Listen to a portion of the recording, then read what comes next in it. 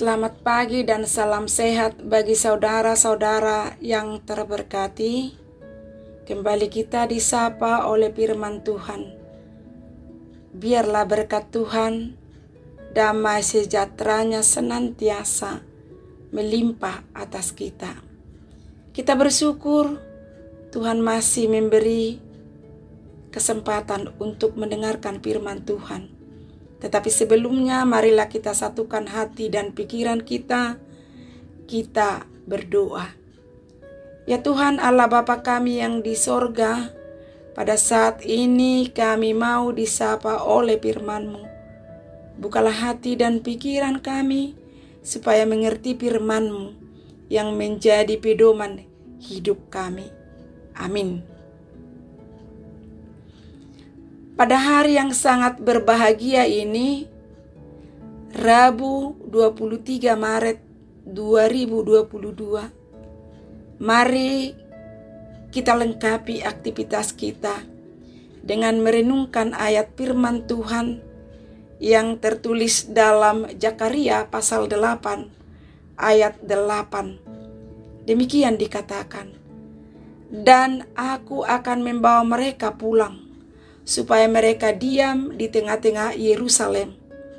Maka mereka akan menjadi umatku, dan aku akan menjadi Allah mereka dalam kesetiaan dan kebenaran."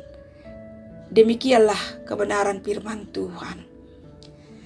Bapak, Ibu, saudara-saudara yang terkasih di dalam nama Yesus Kristus, di dalam sejarah perjalanan bangsa Israel selama lebih dari 3.000 tahun, Yerusalem berkali-kali mengalami kehancuran oleh musuh-musuh Israel akibat kejahatan terhadap Tuhan.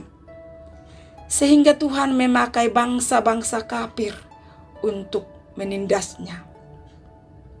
Namun walaupun Yerusalem menjadi sasaran penghukuman, tidak selamanya Yerusalem akan ditinggalkan Tuhan. Melalui nabi-nabi yang bernubuat bahwa bagaimanapun kejahatan Israel terhadap Tuhan, suatu waktu Yerusalem akan diselamatkan dan dikembalikan. Makanya dikatakan, "Aku akan membawa mereka pulang supaya mereka diam di tengah-tengah Yerusalem."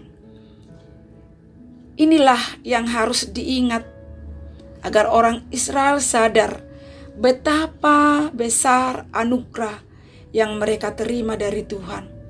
Mereka diberikan anugerah besar setelah selamanya ditimpa murka dari Tuhan. Tuhan bukan saja hanya menjanjikan pemulihan bagi Israel, namun Tuhan juga menjanjikan kehidupan yang sejahtera dan penuh damai kepada Israel. Tuhan berjanji akan membuat mereka penuh dengan keceriaan dan sukacita. Tetapi segala janji Tuhan ini bersyarat. Syaratnya adalah Israel harus mempertahankan hidup yang bersih dan suci. Inilah yang Tuhan inginkan, hidup yang bersih dan suci, sehingga seluruh berkat dan janji yang Tuhan akan curahkan boleh diterima oleh mereka dengan berlimpah. Anugerah Tuhan memang diberikan dengan cuma-cuma jika Israel setia melakukan yang benar, adil, dan hidup dengan penuh kesetiaan kepada Tuhan dan peduli kepada yang lemah, maka Tuhan akan memberikan kelimpahan. Bapak, Ibu, saudara-saudara yang terkasih, lalu bagaimana dengan kehidupan kita sekarang ini? Apakah kita sudah menyadari hal ini dengan sedalam-dalamnya? Apakah kita sudah hidup bersih? Berapa banyak kita sudah mengecewakan Tuhan? Berapa besar dosa yang kita lakukan kepada Tuhan? berapa besar kecemaran yang kita lakukan. Tetapi walaupun Tuhan akan menghukum setiap pelanggaran, Dia tidak akan pernah menghilangkan kasih karunia-Nya kepada kita. Bukan karena kita layak, melainkan hanya karena kesetiaan Tuhan yang rela mati di kayu salib untuk menebus dosa kita.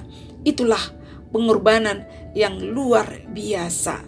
Bapak, Ibu, saudara-saudara, Tuhan mengasihi kita, tetapi Tuhan tidak mungkin mengasihi dosa-dosa kita. Tuhan tidak pernah menoleransi dosa. Tuhan tidak pernah mengabaikan satu pun perbuatan cemar yang tidak dihukum. Tuhan membenci dosa dan menghukum dosa. Itulah sebabnya setelah kita ditebus, kita tidak diizinkan hidup di dalam dosa. Kita dituntut untuk memperjuangkan hidup yang bersih. Apakah kita sanggup? Tentu tidak. Kita tidak sanggup, tetapi kita harus berjuang untuk sanggup hidup bagi Tuhan. Hanya dengan cara inilah nama Tuhan akan dipermuliakan di seluruh dunia. Amin. Kita berdoa. Bapa yang di sorga, kami bersyukur oleh karena cinta kasih-Mu kepada kami. Kami bersyukur dan juga memohon supaya Tuhan berkenan memperbaharui hati kami dengan semangat yang rindu untuk hidup bersama Tuhan. Tuhan, dalam melaksanakan kegiatan aktivitas kami di sepanjang hari ini, Tuhanlah yang menuntun kami, Tuhanlah yang bersama kami supaya bekerja dengan baik. Dan tak lupa kami mendoakan saudara-saudara kami yang sakit.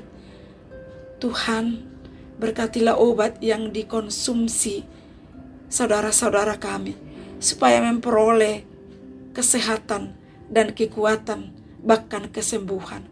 Kami serahkanlah doa dan permohonan kami ini ke dalam tangan pengasihan-Mu. Di dalam nama Tuhan Yesus Kristus kami berdoa. Anugerah Tuhan Yesus Kristus, kasih Allah Bapa dan persekutuan Roh Kudus menyertai kita sekalian. Amin.